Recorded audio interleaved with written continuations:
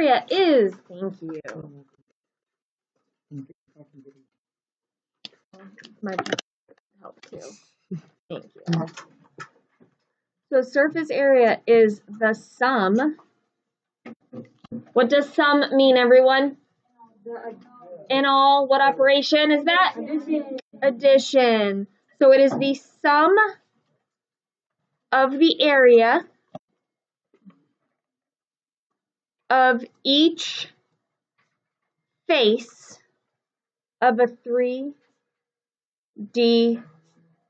figure. So you guys know how we found like the area of a square and a rectangle, right? This is the same thing, but it's multiple squares. It's multiple rectangles being put together, okay? So in order to calculate the surface area of a 3D figure, you are going to find the area of each face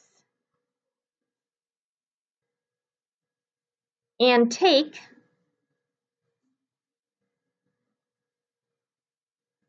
the sum of all areas.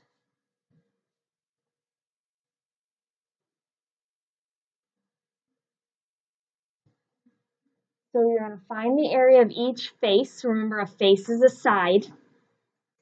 So you find the area of that side, and you're going to add all your sides together. And that's the surface area of a 3D figure. So in order to do this, we have to recall our formulas for a square, a rectangle, and a triangle. How do we find the area of a square? Area. I find the area of a square. Side times side, base times height, right? So to find a square, guys, it's base times height. How do I find the area of a rectangle? Base times height, length times width. I just like base times height better, but length times width is the same thing. And what about a triangle? 1/2 times base times height. So it's finding the area of a square and a rectangle, and all then you do is divide it by 2. You're cutting it in half. Okay, those are the only 3 shapes that you guys will see in surface area this year. Eventually you'll get more shapes, but for this year, you'll only have to worry about squares, rectangles, and triangles. Sound good? Yeah. Okay, so what we are going to do is we are going to label each section of the nets with the formula you would use to find the area of that section. Okay, so first of all, what shape is this? Square. And what's a 3D figure of a square called? So let's label that a cube. So that's our cube. And if they're all squares, how do I find the area of every single side? What do I do? So first I have to do base times height. So I find the area of this square. I find the area of this square. The area of this one, this one, this one, and this one. I find the area of every single square, and then I add them all together. And that's my surface area. Yes, ma'am.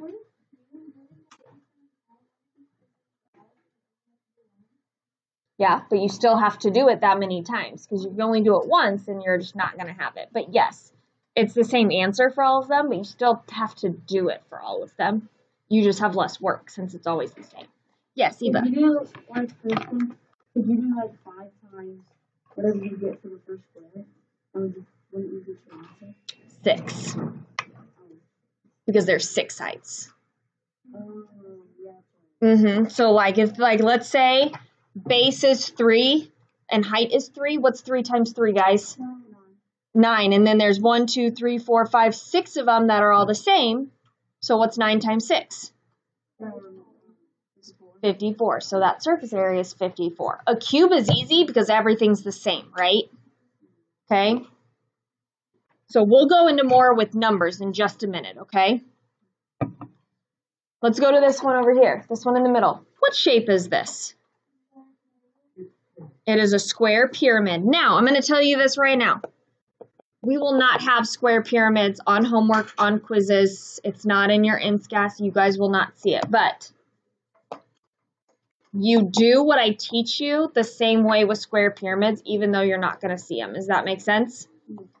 So first of all, how do I find the area of the square? Base times height. So you do base times height. How do I find the area of a triangle? And all these triangles are exactly the same, right, guys? So it's the same formula for all your triangles. So you find the area of each triangle, add all your triangles together, or multiply if they're the same, and then add your area of the square to it, and you have your surface area. Let's write this down. This is a square because I didn't write it down. Pyramid. So like I said, guys, we won't have any square pyramids, but that is how you would solve it. Last shape. What's this one? Rectangular prism. You will have rectangular prisms, and this is what we're going to focus on today is rectangular prisms and cubes. So how do I find the area of these rectangular prisms? Base times height. So base times height for every single one.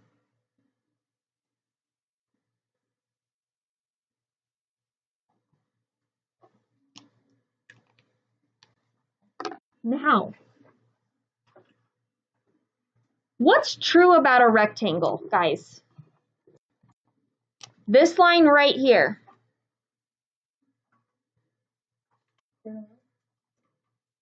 Let's say that line is 5. What other line is 5? This one's 5 too, right, guys? Because we know that's true about rectangles, right? If that line's 5, what's this line? So all of these lines that go across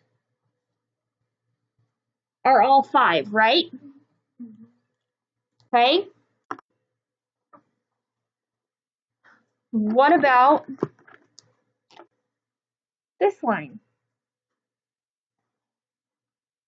If that line's 3, what other line's 3? That line's 3 too, right, guys? Are any others 3? Which ones? This is 3 and this is 3, right, guys? Are there any other lines that are 3? Yeah. These ones. Because when I fold this shape back up, they're going to match up, aren't they? So those are also 3. What about this one?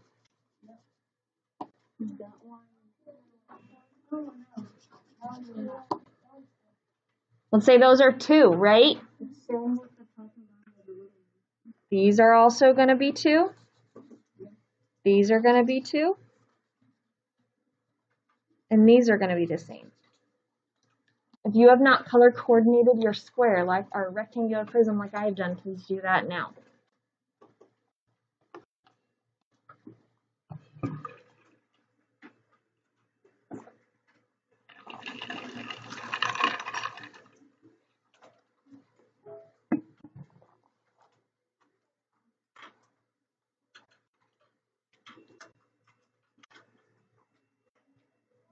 So what these color coordinates tell me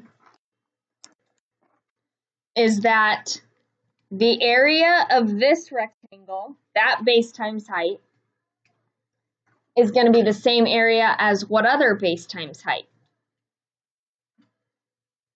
Because this one has green and purple, right? So it's going to be the same thing as my green and purple. Those two have the same base and height. They have the exact same base and height. They have the exact same area.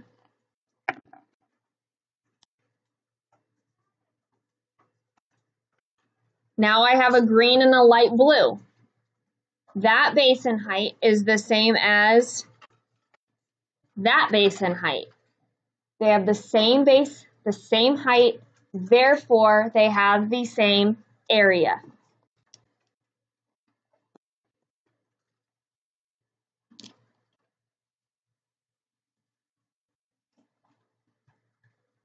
And then finally I have my last two, which have purple and blue.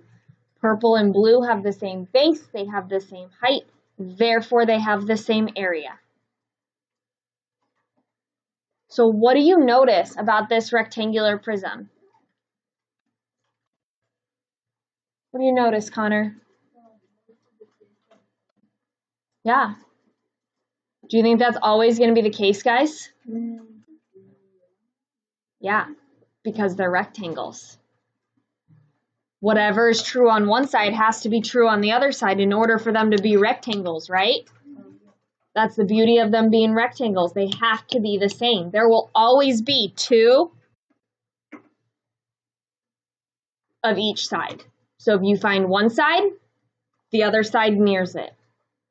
So one side and the other side, they mirror each other. The top and the bottom mirror each other. The side and the side mirror each other. There's always two of exactly the same side. Iba. Yep. Yep, there's just one side breaking it up. Okay, does that make a little bit of sense, guys? Ready to try an example? Okay, we're going to flip. Pink page number 1.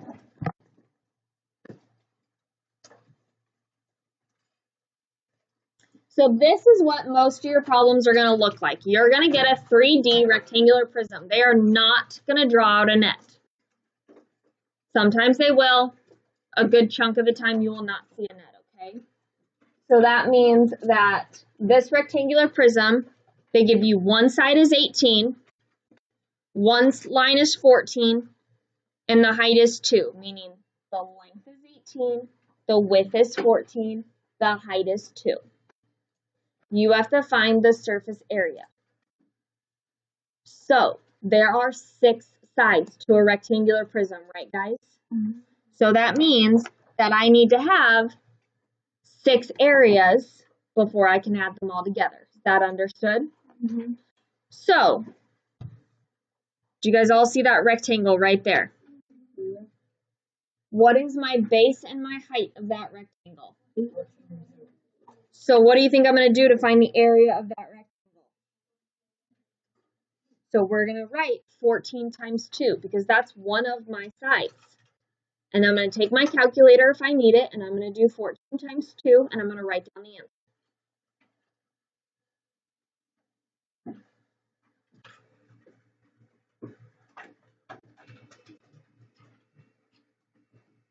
What's 14 times 2, everyone? Now, what did we just learn on the page prior to this?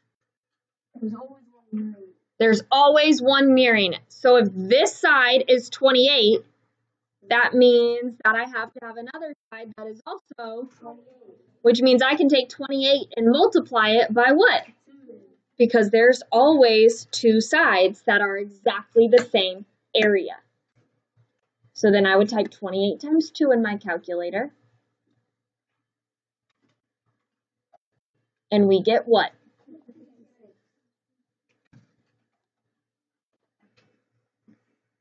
So the area of 14 times 2 is 28. There are 2 sides that are both 28. Multiply that by 2 and we get 56. Questions on that? Okay, someone find another rectangle for me. What's the base and the height of another rectangle that is in this one? Colo. 18. And what's the height? 18 and 2. Because remember, guys, if this line's 2, that means that line's 2, which means I have 18 times 2. Does everyone see that? Does everyone see that? Mm-hmm. So that means now I'm going to have 18 times 2. So do that in your calculator, write down that answer.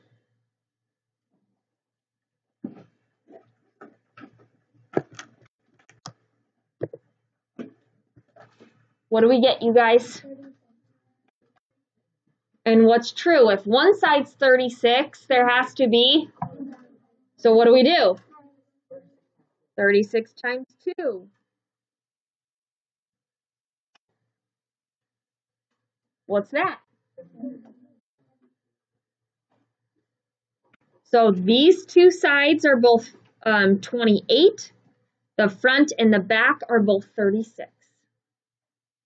Does that make sense, guys?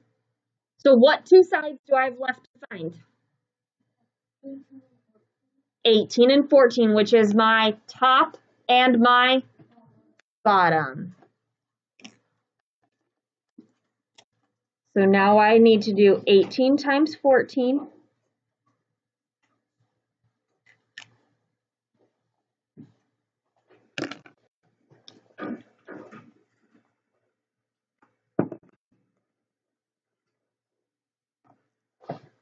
What do we get? 252. Now what's true, guys? If one is 252, what's the other? So what do?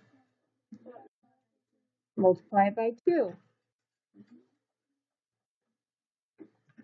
What do we get? 504. Questions? So now we have the area of all 6 sides. And so what do we need to do now? So we need to now take 56 plus 72 plus 504. Remember, guys, you can use your calculators for all of this. And don't forget to label.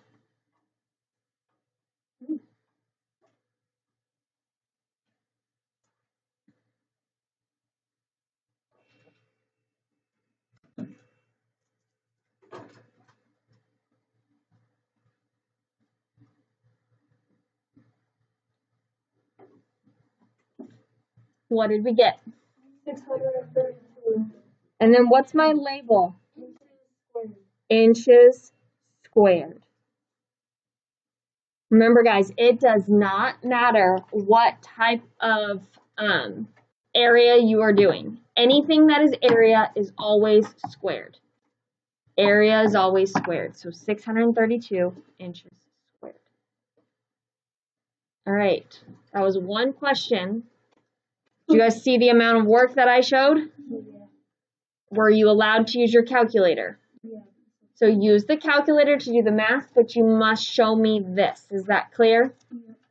Especially because otherwise you could forget something and mess something up if you're not writing it down, right, guys? Yeah. What questions do I have?